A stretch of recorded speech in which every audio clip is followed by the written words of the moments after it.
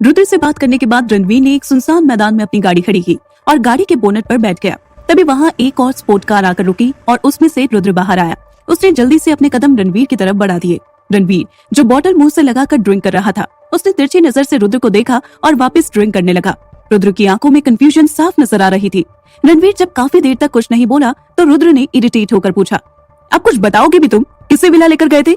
जहाँ तक मुझे लगा था कि तुम माही को पागलपन की हद तक चाहते हो। तुम्हारा ऐसा पागलपन मैंने किसी और लड़की के लिए नहीं देखा। फिर तुम किसी और लड़की को? रुद्र अपनी बात पूरी भी नहीं कर पाया था कि तभी रणवीर गाड़ी के बोनट से उतरते हुए बोला, मैं माही को ही विला लेकर गया था। रणवीर पर अब हल्का हल्का नशा होने लगा था। रुद्र हैरानी से रणवीर को देखते हुए बोला, माही को? तुम उसे जबरदस्ती वहां लेकर गए थे? क्योंकि मुझे शीला आंटी ने बताया था कि वो लड़की रो रही थी और तुम्हारी पकड़ से छूटने की कोशिश कर रही थी। शीला आंटी आर के विला में हेड सर्वेंट थी, जिनकी उम्र करीब 50 साल थी। रणवीर और रुद्र भी उनकी रिस्पेक्ट करते थे। रणवीर ने बॉटल मुंह से लगाकर सारी बॉटल खाली कर दी और पलटकर रुद्र की तरफ आया। उसकी आंखों में अब नशा उतर आया था। उसने हंसते हुए कहा, मैंने माही को लीगली अपना बना लिया रुद्र। अब वो मेरी लीगल वाइफ है। Now she is mine forever. ये कहकर वो जोर जोर से हंसने लगा। रुद्र हैरानी से रणवीर को देखे जा रहा था। उसे विश्वास नहीं हो रहा था कि रणवीर इस हद तक चला जाएगा। उसने गुस्से से रणवीर की कॉलर पकड़कर पूछा, तूने उसे फोर्स किया शादी के लिए? रणवीर की आंखों में जुनून था और होठों पर डेविल स्माइल। इस वक्त वो एक साइको लवर लग रहा था। वो डेविल स्माइल करते हुए बोला, हाँ, मैंने उसे फोर्स किया। मुझे उसे अपना बनाना था किसी भी कीमत पर, और मैंने कर दिया। ये कहकर वो एक बार फिर जोर जोर से हंसने लगा। ये सुनकर रुद्र के गुस्से की अब सीमा पार हो गई और उसने एक पंच रणवीर के मुंह पर मार दिया, जिससे रणवीर का चेहरा दूसरी तरफ झुक गया और उसके होठों के किनारे से खून निकलने लगा। उसने हंसते हुए एक अंगूठे से अपने होठों पर लगे ब्लड को पोंछा और दूसरी बोतल लेने के लिए अपनी गाड़ी की तरफ बढ़ गया। वो गाड़ी तक पहुंच पाता उससे पहले ही रुद्र ने उसकी कॉलर को पकड़कर कहा, मैंने तुझसे कहा था कि अभी वो शादी जैसे रिश्ते के लिए बहुत छोटी है, उसे इसके लिए मत फोर्स करना। लेकिन तुझे मेरी बात नहीं समझ आई। उसे तुझसे शादी करनी है या नहीं, ये डिसीजन उसका भी होना चाहिए, न कि सिर्फ तेरा। फिर तूने उसे शादी के लिए फोर्स क्यों किया रणवीर? ये कहते हुए रुद्र ने उसे धक्का दे दिया। फिर वो रणवीर की तरफ पीट करके खड़ा हो गया और अपने बालों में हाथ फेरते हुए कहा, तूने सोचा भी है तेरे इस फैसले से उसके दिल और दिमाग पर क्या असर पड़ेगा? कैसे हैंडल करेगी वो ये सब? फिर रणवीर की तरफ पलटकर उसकी आंखों में देखते हुए बोला, तेरे इसी पागलपन की वजह से एक दिन तू उसे हमेशा के लिए खो देगा। उसकी बात सुनकर रणवीर, जो अब तक रुद्र की बातें सिर्फ सुन रहा था, उसका फेस एकदम डार्क हो गया। उसने रुद्र को गुस्से से देखते हुए कहा, वो मुझसे कभी दूर नहीं जा सकती, because I will never let her get away from me. उसे अब सारी जिंदगी मेरे साथ रहना है, सिर्फ मेरी बनकर। रुद्र को उसकी आंखों में एक पागलपन की हद तक माही के लिए जुनून नजर आ रहा था। वहीं माही के लिए उसे डर लग रहा था कि कहीं रणवीर अपने इस जुनून में माही को कोई नुकसान न पहुंचा दे। रुद्र इतना तो समझ गया था कि रणवीर को माही से पागलपन की हद तक प्यार है और वो माही के लिए किसी भी हद तक जा सकता है, क्योंकि उसने रणवीर को किसी और लड़की के लिए इतना पैशनेट होते कभी नहीं देखा था। फिर रुद्र ने रणवीर को समझाते हुए कहा, देख मेरे भाई, तो कुछ दिन माही से दूर रह, उसे थोड़ा संभलने का वक्त दे, उसके साथ थोड़ा प्यार से पेश आ। अब पता नहीं रणवीर को रुद्र की बात समझ आई या नहीं, पर उसने रुद्र की बात का कोई जवाब नहीं दिया। बस उसे एक नजर देखा और अपनी गाड़ी की तरफ बढ़ गया। फिर जल्दी ही गाड़ी स्टार्ट करके फुल स्पीड में वहां से निकल गया। रुद्र उसकी गाड़ी को देखता रहा, फिर अपना सिर हिलाया, जैसे मन ही मन सोच रहा हो कि अब पता नहीं ये क्या करेगा। फिर वो भी अपनी गाड़ी लेकर वहां से निकल गया। दूसरी तरफ माही अपने बेड पर लेटे हुए सीलिंग को एकटक देखे जा रही थी। उसकी आंखों के कोने से आंसू धीरे धीरे बह रहे थे और उसकी आंखों के आगे आज की सारी घटना एक एक करके आ रही थी। तभी उसके रूम का डोर ओपन हुआ।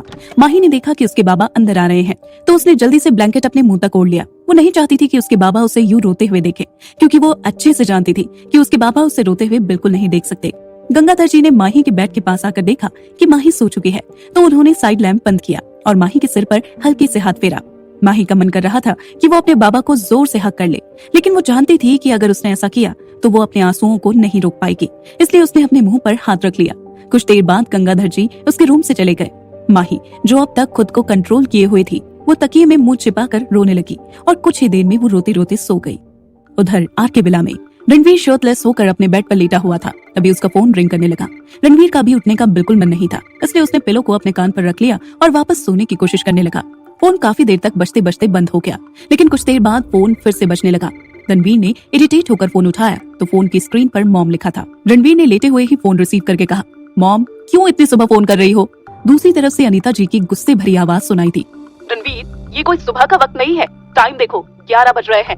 रणवीर ने फोन पर ही टाइम देखा तो वाकई 11 बज रहे थे। उसने फोन वापस कान पर लगाकर कहा, तो क्या आपने मुझे टाइम बताने के लिए फोन किया है? अनीता जी ने डांटते हुए कहा। नहीं, तुम्हारी क्लास लेने के लिए। कहाँ रहते हो आजकल? कब आते हो, कब चले जाते हो, बताना भी जरूरी नहीं समझते? तुम भूल जाते हो कि तुम्हारी एक फैमिली भी है। रणवीर ने चिढ़ते हुए कहा, मॉम मैं काम से गया था और मैंने रुद्र को बताया भी था, इसलिए आप मुझे सुबह सुबह परेशान मत कीजिए, मुझे सोना है। इससे पहले कि रणवीर फोन डिस्कनेक्ट करता, अनीता जी की वार्निंग देती हुई आवाज उसके कानों में पड़ी। तुम चुपचाप आधे घंटे में कपूर मेंशन आ रहे हो, वरना अगर मैं वहाँ आई तो सोच लेना। रणवीर अपनी माँ की बहुत रिस्पेक्ट करता था, इसलिए उसने और बहस नहीं की और चिढ़ते हुए कहा, आ रहा हूँ मैं। ये बोलते हुए उसने फोन डिस्कनेक्ट कर दिया। रणवीर चाहे पूरी दुनिया के लिए डेविल हो, लेकिन अपनी माँ के सामने उसकी आज भी नहीं चलती थी, इसलिए वो जल्दी से रेडी होकर कपूर मेंशन पहुंच गया। वो अपने रूम में सोफे पर बैठ रखा था और सामने ही उसकी माँ हाथ बांधे उसे घूर रही थी। जब काफी देर तक वो कुछ नहीं बोली तो रणवीर ने इरिटेट होकर कहा, मॉम क्या आपने मुझे यहाँ ऐसे घूरने के लिए बुलाया है? अनीता जी ने उसे घूरते हुए पूछा, तू शादी कब कर रहा है रणवीर? क्योंकि तू कुछ ज्यादा ही आजाद रहने लगा है। कोई तो आए जो तुझे बांध कर रख सके। अगर ये बात किसी और ने कही होती तो रणवीर का जवाब होता, आज तक कोई रणवीर को बांध नहीं सका। रणवीर रॉय कपूर हमेशा आजाद रहा है और हमेशा आजाद रहेगा। पर इस समय उसकी माँ उसके सामने बैठी थी। उसे अच्छे से पता था कि उसने ऐसा कुछ कहा तो उसकी माँ उसे पूरे घर में दौड़ा दौड़ा कर मारेगी। रणवीर को चुप देखकर अनीता जी ने कहा, देख अगर तुझे कोई लड़की पसंद है तो बोल, वरना मैं तेरे लिए लड़की देखना शुरू करती हूँ। फिर कुछ देर रुककर वो बोली, वैसे शनाया भी अच्छी लड़की है, तू कहे तो मैं तेरे डैड से कहकर उससे रिश्ते की बात चलाऊं? रणवीर ने कहा, बिल्कुल नहीं, मुझे शनाया पसंद नहीं है और मैंने अपने लिए लड़की ढूंढ ली है।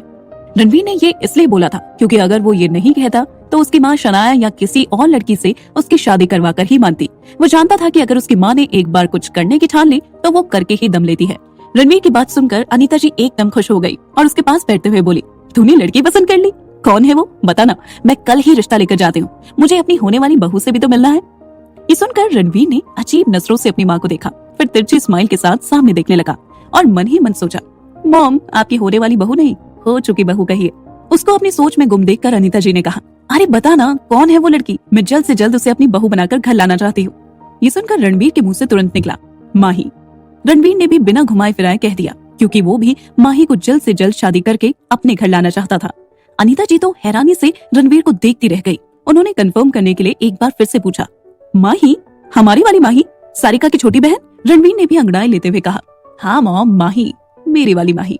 ये कहकर वो अनीता जी की गोद में सिर रखकर लेट गया। अनीता जी ने कहा, लेकिन अभी तो वो शादी के लिहाज से बहुत छोटी है। वैसे रणवीर ऐसा नहीं है कि मुझे माही पसंद नहीं है, मुझे माही बहुत प्यारी लगती है। अरे वो है ही इतनी प्यारी कि किसी को भी उस पर प्यार आ जाए, लेकिन शादी जैसे रिश्ते को समझने के लिए अभी वो बहुत छोटी है। रणवीर ने लेटे लेटे ही अपनी आंखें बंद करके कहा, मॉम अब आप देख लीजिए, मुझे माही से शादी करनी है, वो भी 1 महीने में, वरना अपनी बहू घर लाने का सपना तो भूल जाइए। अब तो अनीता जी के पास कोई दूसरा रास्ता नहीं था। वो अपने बेटे को अच्छे से जानती थी, आखिर उन्हीं पर तो गया था। उन्होंने अपनी गोद में सिर रखकर लेटे हुए रणवीर को देखा और मन ही मन सोच लिया, हे भगवान, अब मुझे ही कुछ करना होगा। मैंने पहली बार इसे किसी लड़की के लिए इतना सीरियस होते देखा है। आज इसके डैड से बात करती हूँ। ये सोचकर वो मुस्कुराते हुए रणवीर के सिर पर हाथ फेरने लगी। रणवीर भी सुकून से लेटा हुआ था, क्योंकि वो जानता था कि उसकी माँ अपने बेटे के लिए पूरे घर को मना लेगी। वही माही आज कॉलेज नहीं गई थी। वो अपने बाबा के रूम में उनकी गोद में सिर रखकर लेटी हुई थी और गंगाधर जी प्यार से उसके सिर को सहला रहे थे। आज गंगाधर जी की तबीयत थोड़ा ठीक नहीं थी, लेकिन उन्होंने माही को इसका एहसास नहीं होने दिया।